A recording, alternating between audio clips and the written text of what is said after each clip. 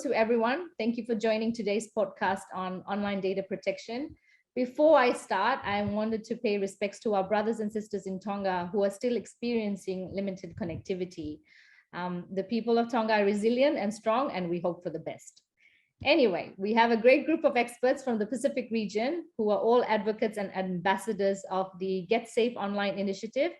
Today's topic talks about the importance of online data protection, and it highlights data privacy.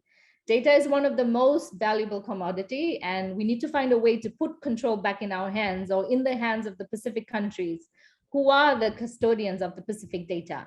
And it's also important to understand how to protect your online data. We have key experts in the room, so let's hear from them. Please allow me to welcome our panelists. Let's start with Sutana. If you could introduce yourself and mention what organization you work for, and yeah, just a bit about yourself. Thank you. So, talofa everyone in the Pacific, brothers and sisters. It's a pleasure to be part of this podcast this afternoon with the team around the Pacific, Get Safe. I come from Samoa, so currently I have two roles at the Ministry of Communication and Information Technology, which is I am the lead in terms of technical regarding digital transformation and other digital initiatives within the ministry as well as the nation. I also wear another hat, which is I am the interim lead for SAMCERT, which is the new cert in the Pacific, which is Samoa Computer Emergency Response Team. We are quite young, but we've gone through a lot of things in the past few months. But I'm happy to share our knowledge from Samoa and as well as from the team in the Pacific regarding cybersecurity and data protection and the various other threats that could be looming online or crawling online that could either harm or cause havoc on your systems or platforms. Fatai. Fatai, thank you, and welcome again, Sutana. And now we have Tenanoa Simona. Please introduce yourself. Yeah, thank you, Hanju. Hi, everyone. Good afternoon, and talofa. Thank you for giving me the opportunity to participate in this discussion. I am Tenanoa Simona, as Hanju mentioned. I am the CEO for Tuvalu Telecommunication Company, and I've been working with the team from Get Safe Online, and I'm looking forward for this discussion. Thank you, Hanju. Great. Thank you. And Tenanoa is also the advisory group member of the United Nations Internet Governance Forum. So welcome to both of you. Let's turn to some of the questions that we have for today, and let's keep it simple and conversational style. How do we explain to our listeners the meaning of online data protection? What does it really mean? Tenanoa, would you like to explain? Yeah, sure, Andrew. Well, I would say it in simple terms. Well, online data protection, as we know, is just a process, as simple as a process for safeguarding important data or key important information that are commonly stored by businesses or employers' records. We can also say those pieces of information are like customer details, even transaction records. You know, with those important data, we need to get those data protected from being corrupted, being compromised, or from getting lost. And in the process, in fact, we need to provide the capability to restore the data to a functional state. If something happens to that data, whether it will render the data and makes it inaccessible or unusable by the user or the owner of that piece of information. So in simple terms, I would say that it's a process that needs to be taken to prevent data from being misused by a third party for purposes like phishing scam, fraud. When I say phishing scam, is the term is usually used for a type of online scamming. It targets to consumers by sending them, say, for example, emails that appears to be legitimate or well-known, or sent by a a well-known entity like bank or internet service provider, but asking for consumer or user to provide those information, and then those information will become compromised. I will also give a little bit of what happening in the during the coronavirus pandemic. Millions and millions of employees are working from home, so resulting in the need for for proper online data protection. People are connecting remotely, so it is important. It's very important to discuss about this topic, because we know that businesses, government organization, entities, they must adapt to ensure that they are protecting data wherever employees are. So, whether from a central data center or even from using a laptop or computer at your home. So yeah, Andrew, that's basically how I can explain online data protection in simple explanation. Yeah, thank you. You've done a great job, Noya. Thanks for explaining online data protection in very simple terms for our users, internet users all over the world, and also highlighting how important this topic it was during the whole COVID pandemic. So it's not just about safeguarding data, but I also like what you said, that you need to provide some capabilities, tools to restore the data that has been corrupted or been hacked or something by cyber scammers. So Tena, cybersecurity and data protection are usually combined skills to prevent emerging digital threats. These threats pose a huge risk for data and systems. Can you share some examples of these threats to businesses or organizations in your country, or even examples in the Pacific? Thanks. So, hello everyone again. When we talk about cybersecurity and data protection, we are mainly talking about the two pillars that form a product or a digital product, if you might say, in terms of the internet and the networks that it interconnects with. So when we talk about cybersecurity, basically we're talking about cyberspace security, meaning that anything that is digital, anything that sits online, sits on a network, has to have some sort of padlock, if you might say. So if you take the analogy of a physical security where you have locks and keys, this is similar to cyberspace. But in cyberspace, the locks and keys are technologies that enable a set of strict rules. So for example, if one of the example of cybersecurity, when you log into your email, is your password and your username. There are various other technologies that strengthen the security of password and username, which is two-factor authentication, which are usually short form as 2FAs, and multi-factor authentication.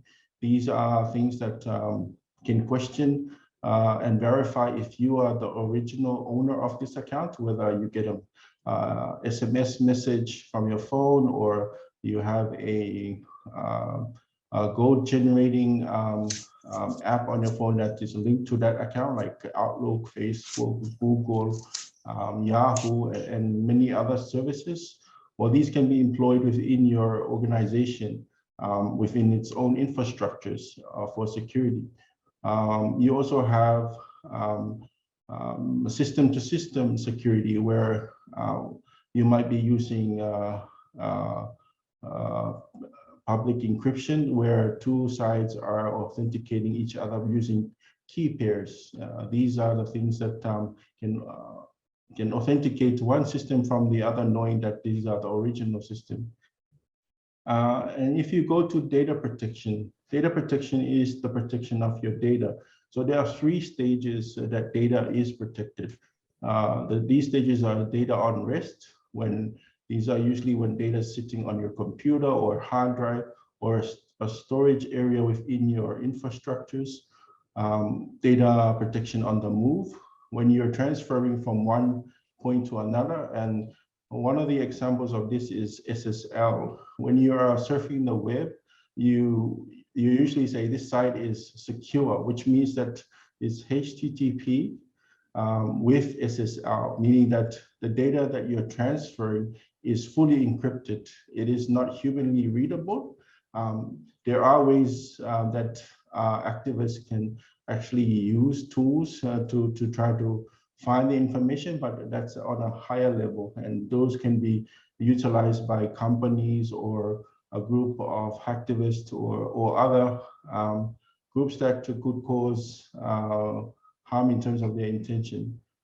Then you have data in process, where data is being processed. So there are other areas where you need to authenticate to access those data.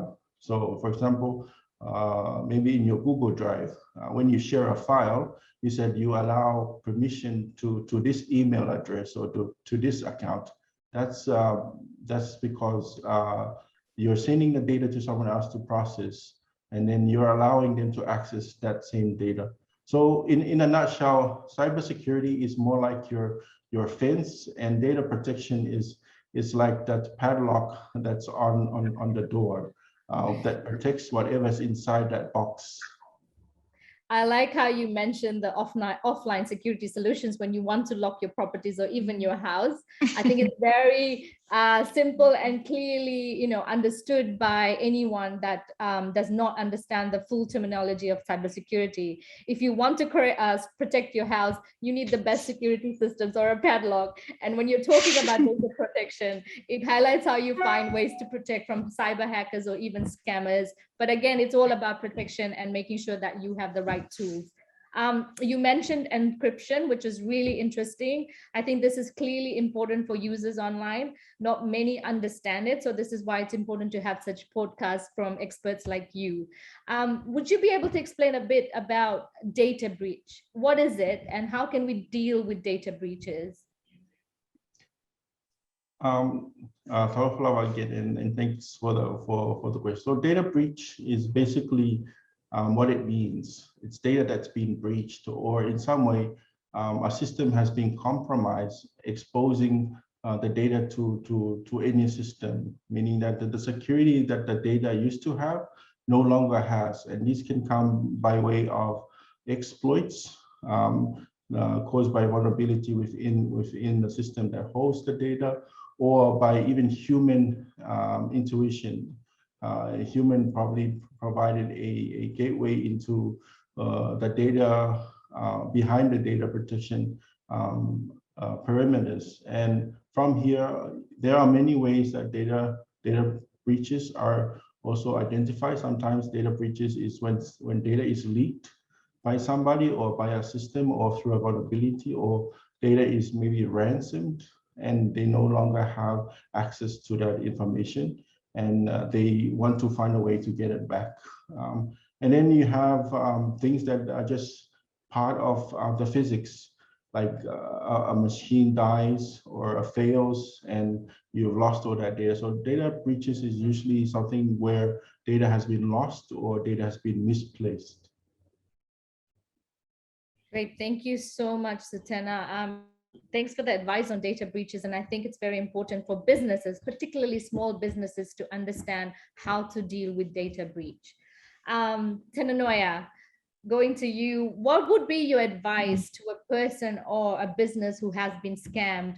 And maybe talk from a small business perspective, what could be useful for them to understand, and how can they deal with some of these issues? Yep. Talof again. It's a pretty good question, and it links to what Satena was explaining before. Interestingly, every day we hear about a major data breach, potential exposing millions of customers' personal data to criminals.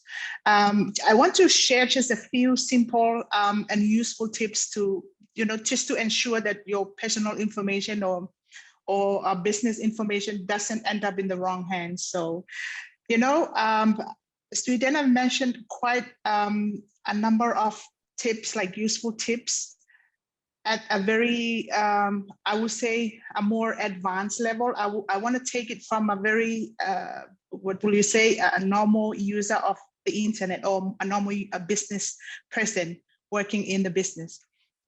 So the first one is creating strong password within the business, within the organization, making sure that, you know, to choose combination of lower, uppercase, you know, that's simple numbers, and at the same time create a unique password instead of using the same password, because we know there's a lot of multiple sites that people access to within the organization or within the business. So, and also I would suggest that a use of a password manager tool, you know, that can help keep track of all those passwords. The next tip I wanted to talk about is the use of Wi-Fi connection, especially I'm talking from using free Wi-Fi connection, logging in using a business or company credentials. So we have to make sure that you use free Wi-Fi with caution. So most public Wi-Fi networks have very few security measures in place. So it is advisable that you should wait until you get to a more secure password protected network, such as your workplace or at home, so that so when you enter your information or your maybe credit card details, it is much safer than using a free Wi-Fi connection. The next thing I want to talk about is, you know, at work in the business, people, customers or users within that organization or the business usually clicks on links and attachment that, you know, they feel it's legitimate. But we have to watch out, because criminals are sneaky and will often compose their phishing scam to look like it's legitimate communication, like from entities like banks, utility companies, and other, you know, corporate entities. The next one that I wanted to mention is, I think Sudena touched base on that one as well, but I will explain it in a simple way to check if the site is secure. So before entering your personal information to a website, it's good to take a look at the top of the browser. If there's a lock, a small lock, simple, and the URL begins with the word HTTPS, that means the site is secure. So, you know, those simple things, we can educate our people, our Pacific community or people around the world, that those simple, useful tips can really help us from users from getting their information compromised. And one of the most important protection from the business perspective is the use of antivirus software, anti-spyware software, and of course, firewall. Yep. Wow, thank you so much, Tenanoa. It's great to have the useful tips from you, and also Sutena, great tips that you mentioned. I'm glad you mentioned free Wi-Fi or even using a public Wi-Fi access. I think this is very critical, and I'm glad you raised it. There's been a lot of security breaches in the past years, particularly in our region. So it's also important to remind our tech experts to filter some of these platforms, because that's been a big issue. And we can't expect an end user to understand how to deal with it. So I'm glad you really mentioned this. So thank you so much. So, you know, as internet users, right, what can we do to protect our online data? And do you have any thoughts on the need for data protection laws or legislations in the Pacific? And we'll start with you, Tenanoia, and maybe Sutena, Yep. you can also add a bit about this. Thanks. Yeah, thank you, Andrew. Talof again. I think I have touched base on how we have to protect ourselves online from scams. I will touch base on the last question where you say the need for data protection laws or legislation. Yes, in this digital era, with the rapid advancement in technology, better internet coverage in the region, a lot of and more internet users, yet we are still prone to online criminal activities. So we still need to ensure that we achieve a a more practical and up-to-date regulatory frameworks to create an enabling environment, providing a much secure, a much safer, because of the growth of e-commerce sector in the Pacific. So yeah, we have to put proper data protection law and legislation. And I believe that most of the Pacific Island countries and most of the countries in the region have developed those data protection laws. And there are islands, small island states who are still in the process of developing these frameworks. So yes, it is very important. And of course, it will protect the collection, storage, use, access, and of course, cross-border transfer of consumer data between countries or within the region. So yeah, we really need proper data protection law and legislation. Yeah. I completely agree with you. Sutena, would you like to add? Yes, yeah, I totally agree with the point that we do need data protection. As well, at the same time, we should also be lenient on areas where data privacy comes into data protection. These are two different areas.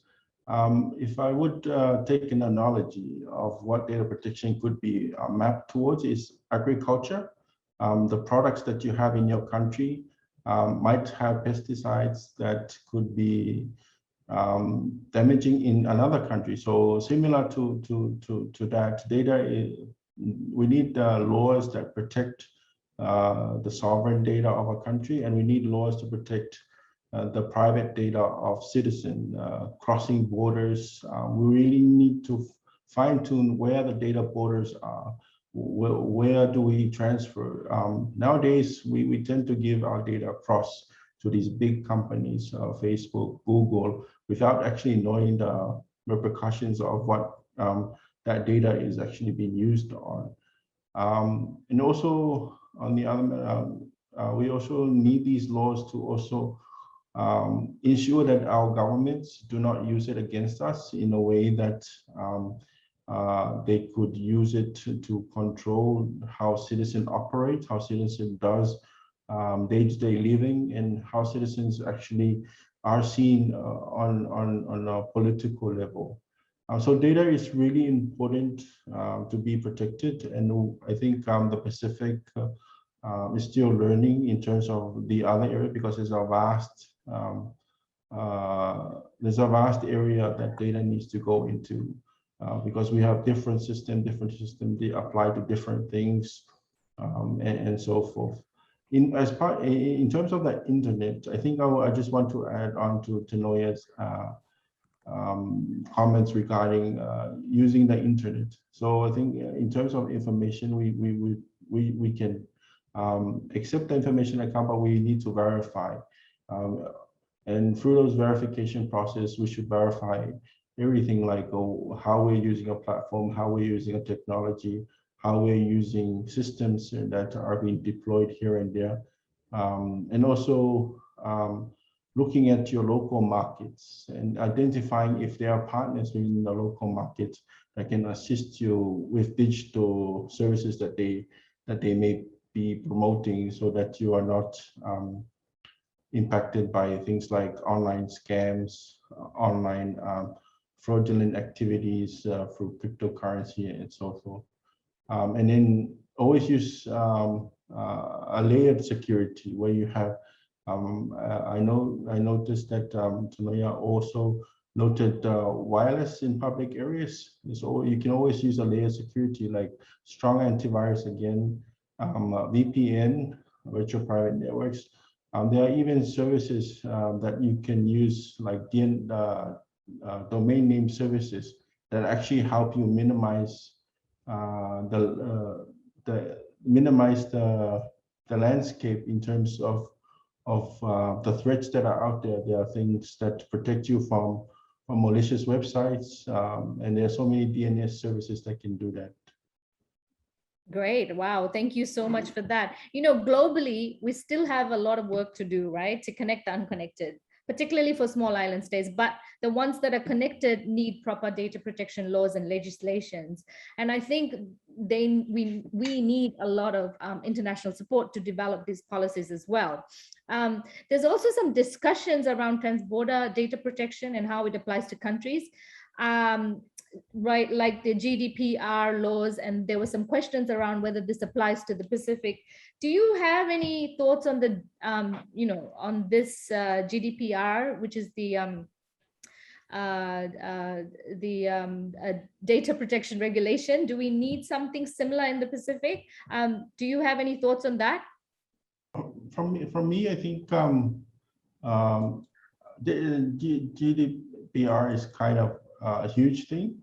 I think for the Pacific, we're still trying to find out where we stand in those areas of data protection. And the other thing is, I think as our people understand the value of data in their daily lives, they would also be a lot of pushbacks in terms of what they give out as in a form of data. Yeah. And so I think data protection for the Pacific is something that we all need to discuss on a regional level, and how we could bring it together, because we all have different cultures, and different culture might complement one thing, but not complement another thing in these areas. Yeah.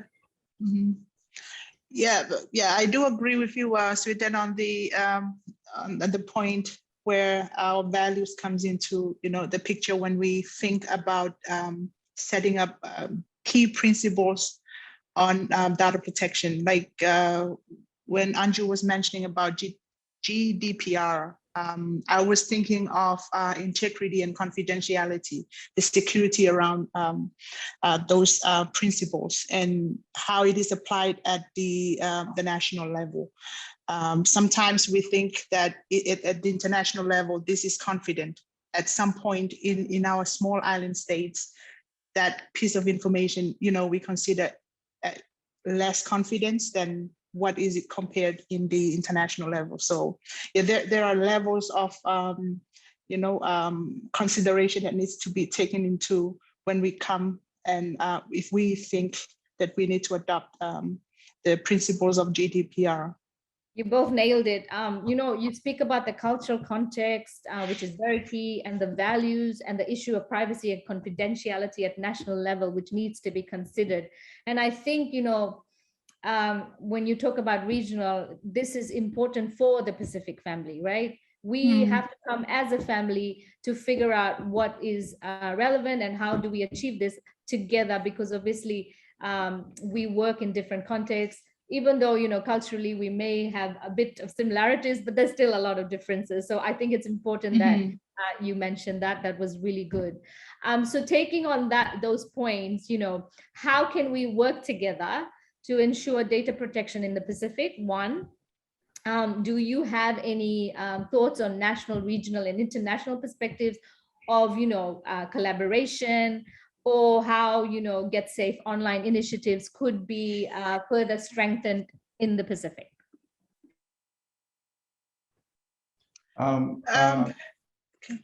Sorry, we'll start with Sutana and then Noya. Sorry, Noya. Okay. I think for data protection on a national level, we need to educate our population. We need to educate what data protection is, and once they understand what data protection is, we can hear what they see in moving data protection laws forward. Because when we do develop the laws, they are the ones that will be consulted.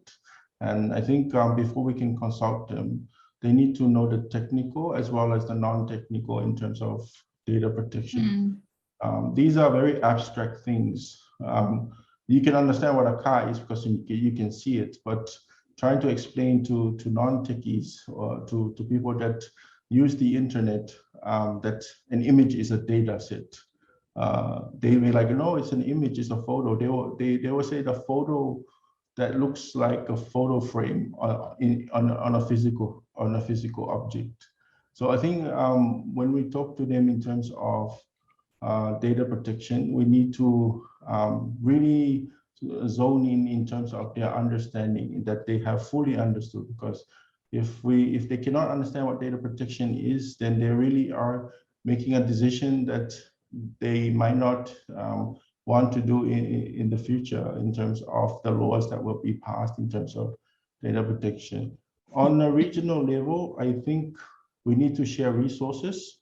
We need to share experiences. We all have cultures and traditions that are similar. And the hardest part in getting these things to work is the Pacific is a very communal area of the world. You see that we share a lot of things. We share phones, we share laptops, we share the internet, and these things become security issues and data protection issues as well. And if we advance ourselves into the era of virtual work and virtual workloads, we actually will be taking those practices with us. We will be sharing a computer, someone else comes and uses it.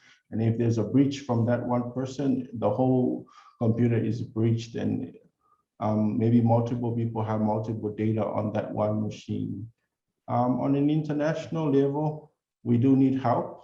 And I think help in terms of better aligning our resources and better working with what are some of the best practices that they have, what are some of the best frameworks that they've been using that actually works at a small level.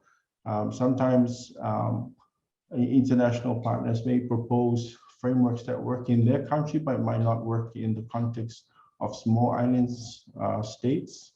And I think there are quite a huge area that we can move forward with in all three areas: national, regional, and international, regarding data protection and data protection laws and how to share resources on those areas.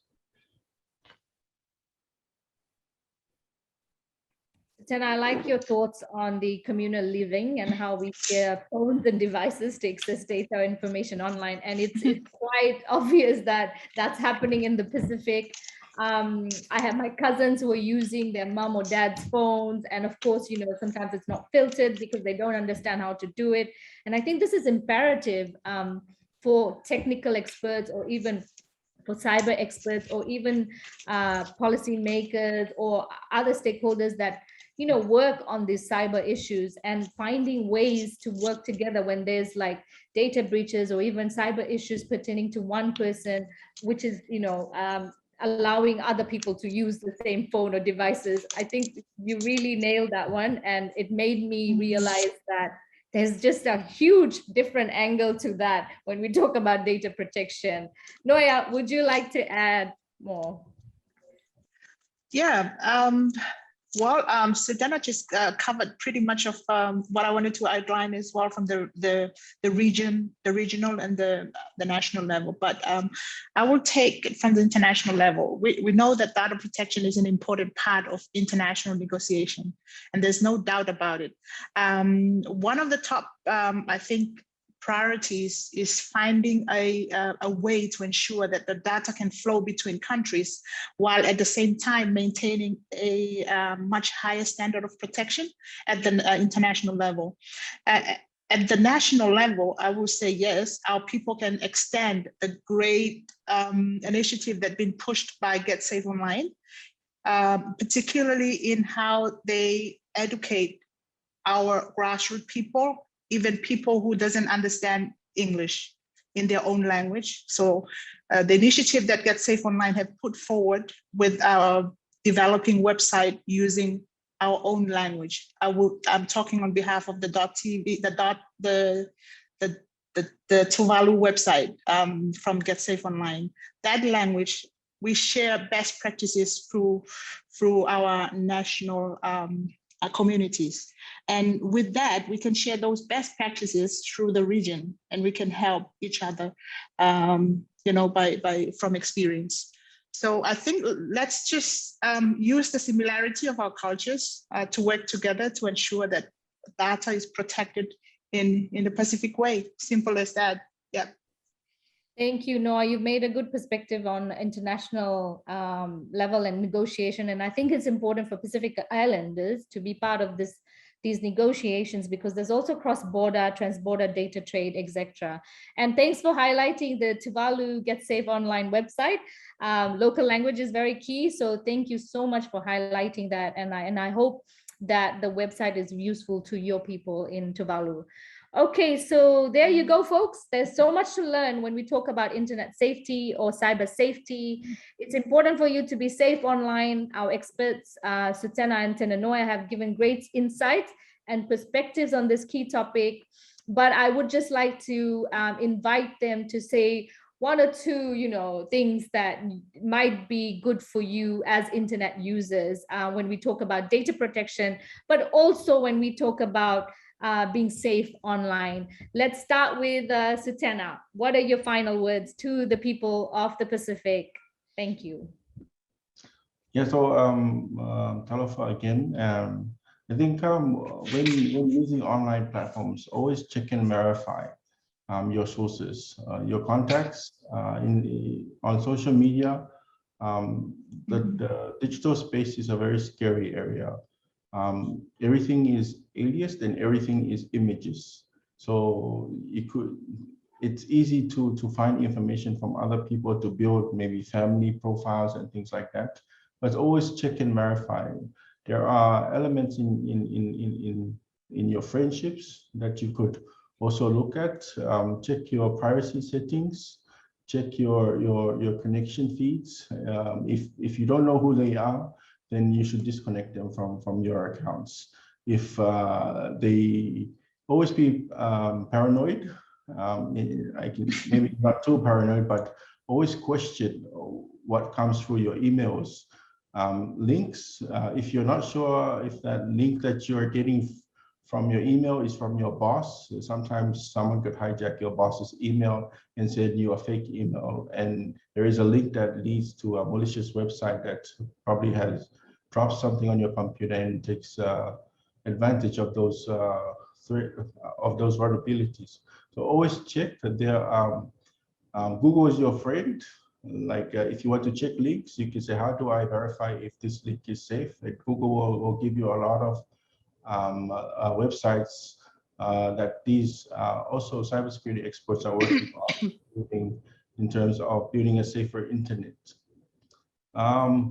With regards to authentication and encryption, do your research. Like if you have a password, look up, well, how do you make a strong password, or how do you use 2FA, or how do you use MFA, and then or how do you use a token generator? There are a lot of token generator apps out there, and those are linked to many services like Facebook, Google, and many others.